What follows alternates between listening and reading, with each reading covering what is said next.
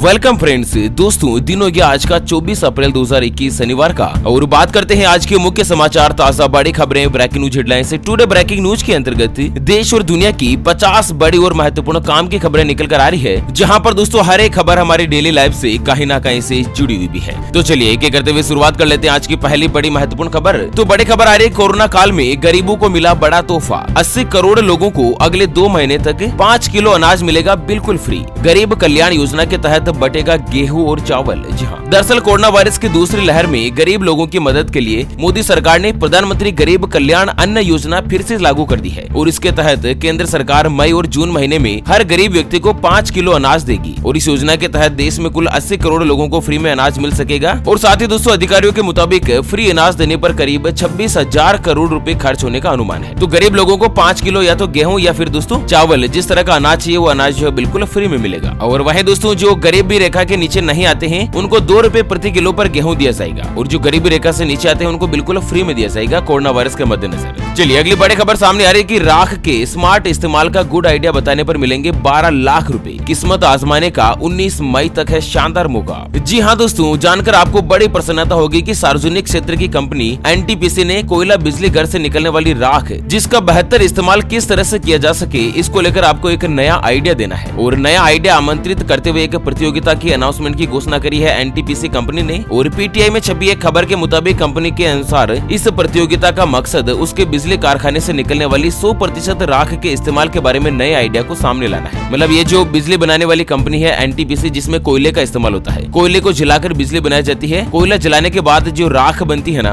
उस राख का किस तरह से सही इस्तेमाल हो, इसका केवल आपको आइडिया बताना है। अगर कंपनी को आपका आइडिया पसंद आएगा तो आपको 12 लाख रुपए का इनाम मिलेगा। हालांकि अभी राख का जो इस्तेमाल है ना, वो सीमेंट बनाने में, कंक्रीट और कंक्रीट के उत्पाद के साथ ही ईंट और इसके अलावा टाइल बनाने में तो काम में लिया जा रहा है, लेकिन और इसको किस तरह से इस्तेमाल में लाया जा सके इसका आपको आइडिया देना है, जिसके लिए कंपनी 12 लाख रुपए का इनाम देगी। है ना दोस्तों, शानदार खबर। और वहीं अगली बड़ी खबर सामने आ रही है कि मुंबई हाईकोर्ट ने कोरोना महामारी के दौरान सिगरेट बीड़ी की बिक्री पर अस्थायी प्रतिबंध लगाने का दिया सुझाव। जी हाँ, दरअसल मुंबई हाईकोर्ट ने कोरोना महामारी के दौरान सिगरेट और बीड़ी की बिक्री के ऊपर अस्थायी बैन लगाने का सुझाव दिया है। इसके साथ ही मुंबई हाईकोर्ट ने केंद्र और राज्य सरकारों से कोविड-19 के मरीजों के आंकड़ों पर भी जवाब मांगा है जो धूम्रपान के आदी थे। मतलब कि ऐसे कितने कोरोना वायरस के मरीज हैं जो धूम्रपान करते थे, बीड़ी सिगरेट पीते थे। इसके लिए आंकड़े मांगे हैं हाईकोर्ट ने राज्य सरकार से। सबसे महत्वपूर्ण क्या है कि कोरोना वायरस जो है ना, वो फेफड़ों को प्रभावित करता है और कमजोर फेफड़े गंभीर रूप से प्रभावित होते हैं। तो इसी के मद्देनजर यहाँ पर हाईकोर्ट ने सरकार को सुझाव दिया है कि आप टेम्परेरी रूप से सिगरेट और बीड़ी की बिक्री पर प्रतिबंध लगाएं। वैसे दोस्तों इसके बारे में आपका क्या सुझाव है? क्या सिगरेट और बीड़ी कोरोना काल के दौरान बैन होनी चाहिए, बंद होनी चाहिए या नहीं? दोस्तों आप अपना सुझाव और राय हमें वीडियो के नीचे कमेंट बॉक्स में जरूर बताएगा। और वहीं अगली बड़ी खबर आ रही है कि झारखंड में 18 से लेकर 45 साल के लोगों को फ्री में लगेगा कोरोना वायरस का टीका। मुख्यमंत्री ने किया बड़ा ऐलान। तो झारखंड में रहने वाले लोगों को 1 मई से ही 18 साल या उससे ज्यादा उम्र के सभी महिला और पुरुषों को कोरोना वायरस का जो टीका है ना, वो बिल्कुल फ्री में लगवाया जाएगा। अगली खबर आ रही है कि सिर्फ इस एक कार्ड से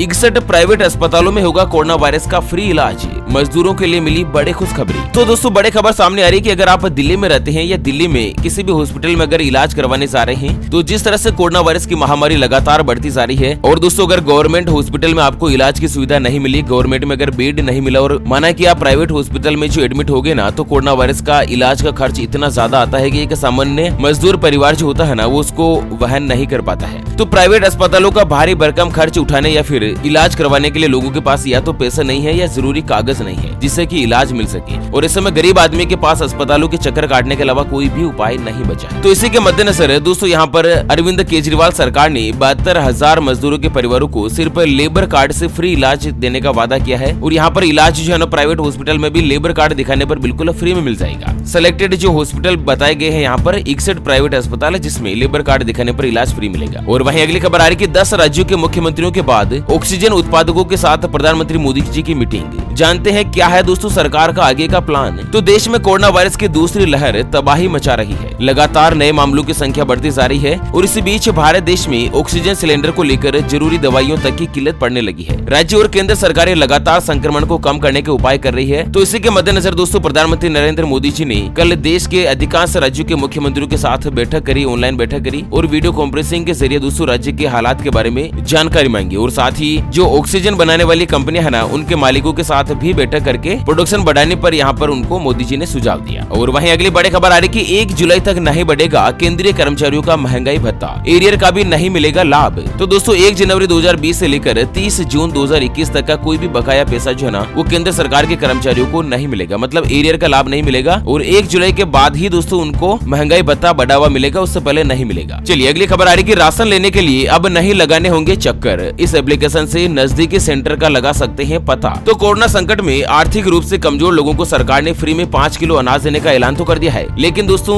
अनाज कहाँ मिलेगा? या तो उचित मूल्य की दुकान पर मिलेगा या जहाँ पर राशन कार्ड चलता है वहीं पर मिलेगा। अगर आप भी दोस्तों अपने नजदीकी राशन केंद्र से ये लाभ लेना चाहते हैं तो इसमें मेरा राशन के नाम से एक एप्लीकेशन है, एंड्रॉइड एप्लीकेशन, उसको आप डाउनलोड करें। और दोस्तों आधार कार्ड नंबर से आप इसमें जैसे ही लॉगिन करेंगे तो आपके आसपास के एरिया में कहाँ पर फ्री में राशन मिल रहा है उसकी जानकारी आपको मिल जाएगी और कहाँ पर स्टॉक वगैरह बचा हुआ है। बहुत बार क्या होता है ना कि मजदूर आदमी राशन कार्ड लेकर राशन की दुकान पर जाता है, लेकिन बाद में पता चलता है कि वहाँ पर स्टॉक ही नहीं है, गेहूं खत्म हो चुका है वगैरह वगैरह, ऐसी बहुत सारी चीजें सुनने को मिलती है। तो इसी समस्या के समाधान के लिए सरकार ने मेरा राशन के नाम से मोबाइल एप्लीकेशन लॉन्च करी है। और वहीं अगली खबर आ रही कि यहाँ पर सिर्फ 1 रुपए में मिल रहा है ऑक्सीजन सिलेंडर, सिर्फ दिखानी होगी कोरोना वायरस की रिपोर्ट। तो कोरोना की दूसरी लहर में ऑक्सीजन सिलेंडर की डिमांड बढ़ गई है और इस समय कई संस्थाएं और लोग ग्रुप बनाकर लोगों की मदद के लिए आगे आ रहे हैं। दरअसल हमीरपुर जिले में ऐसे एक व्यवसायी है जो कि सिर्फ 1 रुपए में ऑक्सीजन का सिलेंडर दे रही है। आपको बता दें भारत देश में पिछले 24 घंटों में कोरोना वायरस के 3,32,730 नए मामले सामने आए हैं और इसी के साथ ही कुल पॉजिटिव मरीजों की संख्या बढ़कर 1,63,00,000 के आसपास पहुंच गई है, जबकि पिछले 24 घंटों में 2,265 व्यक्तियों ने अपनी जान गंवाई है और साथ ही मरने वालों की कुल संख्या 1,86,900 के पार हो चुकी है। तो हमीरपुर जिले में सुमेरपुर औद्योगिक क्षेत्र में इस्पात कारखाने के जो मालिक है मनोज जी गुप्ता, जिन्होंने एक ऐसी पहल शुरू करी है कि वो कोरोना वायरस के रोगियों के इलाज में मदद करने के लिए 1 रुपए में ऑक्सीजन का सिलेंडर भर रहे हैं। मीडिया रिपोर्ट्स के मुताबिक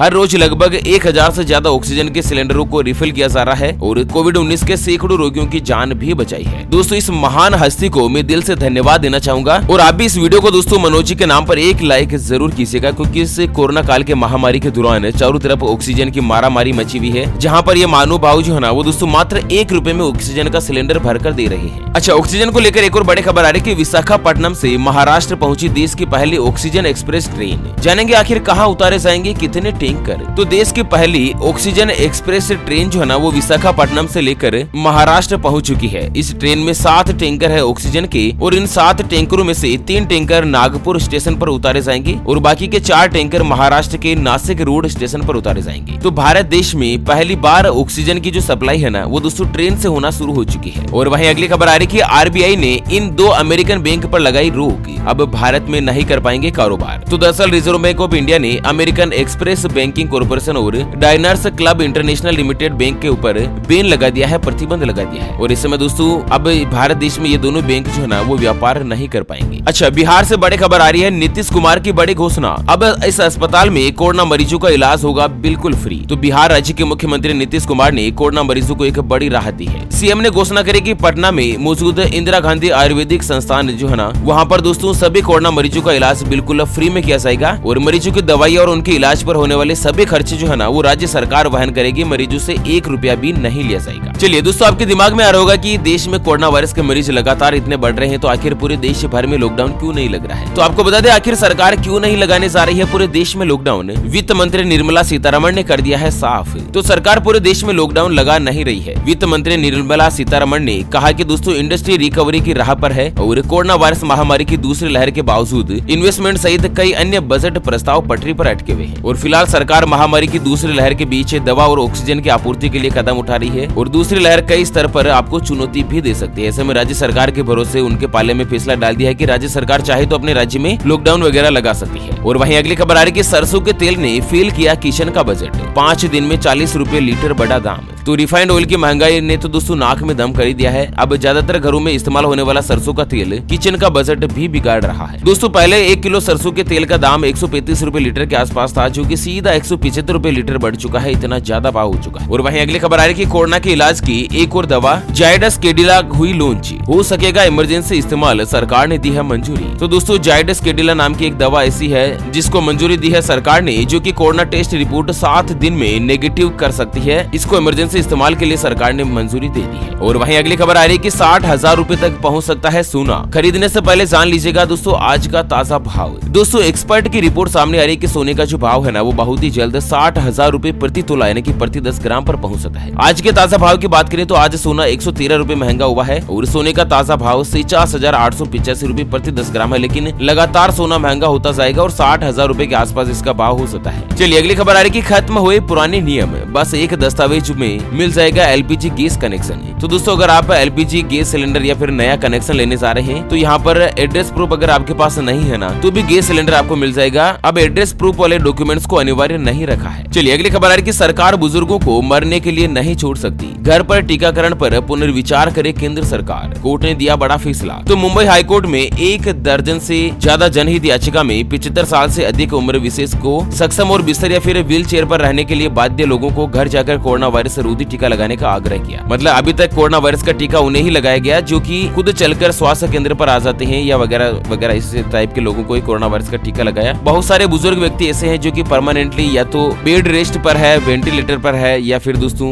व्हील चेयर पर है, बिस्तर पर ही है। तो उन लोगों के लिए हाईकोर्ट ने आदेश जारी किया है कि सरकार घर घर जाकर कोरोना वायरस का टीका लगाए उन सभी को। और वहीं अगली बड़ी खबर आ रही है कि अभिनेता सोनू सूद ने कोरोना वायरस को दी मात, तस्वीर देखकर खुशी से झूम उठे फैंस। तो मनोरंजन जगत से पिछले काफी समय से सेलेब के कोरोना संक्रमित होने की खबर आ रही थी और इसी बीच अभी भी की बड़ी खबर आ रही है दोस्तों की गरीबों के मसीहा कहे जाने वाले सोनू सूद जो है ना वो कोरोना वायरस से ठीक हो चुके हैं। उनकी रिपोर्ट नेगेटिव आई है और सोनू सूद ने सोशल मीडिया पर अपने कोरोना नेगेटिव होने की जानकारी दी है। दोस्तों बड़ी ही खुशी के साथ एक लाइक जरूर करना है अभिनेता सोनू सूद के लिए इस वीडियो को, क्योंकि दोस्तों अभिनेता सोनू सूद ने हजारों लोगों के लिए भलाई का काम किया है, हजारों लोगों के लिए मसीहा बनकर उभरे हैं। और वहीं अगली खबर में मैं आपको बता दूं दोस्तों की एक ताजा स्टडी में हुआ खुलासा, सोने से पहले दूध में 1 चम्मच घी मिलाकर पीने से स्वास्थ्य को होंगे कई सारे लाभ। तो रात को सोने से पहले दूध में 1 चम्मच घी मिलाकर पीना स्वास्थ्य के लिए लाभदायक है और यह न केवल आपकी हड्डियों को मजबूत रखेगा बल्कि मेटाबॉलिज्म बढ़ाने में भी आपकी मदद करेगा। तो मतलब आप भी सोने से पहले 1 गिलास दूध में दोस्तों 1 चम्मच घी का मिला सकते हैं, पी सकते हैं। और वहीं अगली खबर आ रही कि एसबीआई का बड़ा फैसला, केवाईसी के लिए नहीं जाना होगा ब्रांच। जहां देश के सबसे बड़े सरकारी बैंक भारतीय स्टेट बैंक ने अपने ग्राहकों को एक बड़ी राहत दी है कि आप वीडियो केवाईसी भी करवा सकते हैं। केवाईसी के लिए आपको बैंक जाने की जरूरत नहीं है। केवाईसी में क्या करना होता है, आधार कार्ड का फिंगर वेरीफाई करना होता है और साथ ही दोस्तों पैन कार्ड वगैरह ले जाना होता है। लेकिन अब आपको बैंक जाने की जरूरत नहीं है, आप वीडियो बनाकर ही बैंक को भेज सकते हैं अपने केवाईसी के रिगार्डिंग। वीडियो कॉन्फ्रेंसिंग के जरिए केवाईसी शुरू कर दी है। और वहीं अगली खबर आ रही कि एक्सिस बैंक ने कैश विड्रॉल और एसएमएस का बढ़ाया चार्ज,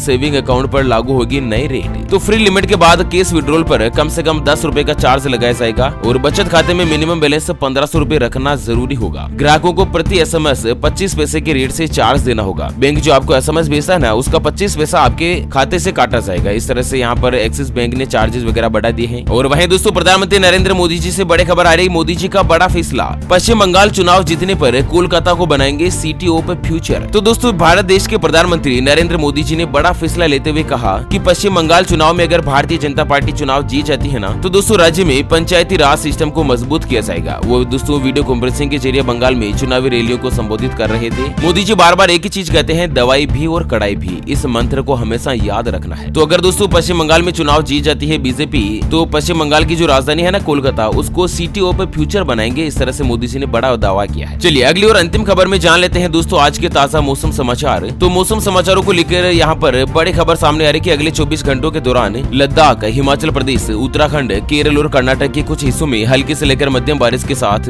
1 या 2 स्थानों पर तेज बारिश होने की उम्मीद है। और उसी के अलावा जम्मू कश्मीर, गिलगिट बाल्टिस्तान, मुजफ्फराबाद, असम, मेघालय, अरुणाचल प्रदेश, अंडमान और निकोबार द्वीप समूह, तमिलनाडु और लक्षद्वीप के कुछ हिस्सों में हल्की से लेकर मध्यम बारिश होने की उम्मीद है। पंजाब, हरियाणा, दिल्ली, पश्चिमी उत्तर प्रदेश और उत्तरी राजस्थान के कुछ हिस्सों में मेघ गर्जना, धूल भरी आंधी और बारिश की संभावना बन रही है। तो इस तरह से मौसम विभाग की ताजा जानकारी सामने आई है। ओके फ्रेंड्स, और इसी के साथ हमेशा की तरह अंत में एक नजर डाल लेते हैं आज के माइंड क्विज यानी कि गिवे वाले सवाल की तरफ। तो दोस्तों आज का माइंड क्विज वाला सवाल आप स्क्रीन पर देख पा रहे हैं। आर्यवर्त के नाम से किस देश को जाना जाता था? जी हाँ दोस्तों, दोबारा सुन लीजिएगा। आर्यवर्त के नाम से किस देश को जाना जाता है? ऑप्शन ए अमेरिका को, ऑप्शन बी भारत देश को। तो फटाफट से लिखना है क्वेश्चंस का सही जवाब इस वीडियो के नीचे कमेंट बॉक्स में। और हाँ, सही जवाब देने वाले किसी एक खास कमेंट्स को सिलेक्ट किया जाएगा हमारी ओपीएस न्यूज टीम की तरफ से और उसे दिया जाएगा एक सैमसंग कंपनी का शानदार ईयरफोन का सेट। और ये गिवे बिल्कुल फ्री है, इसके लिए कोई भी चार्जेस वगैरह हमारी न्यूज टीम के द्वारा नहीं लिया जाता है।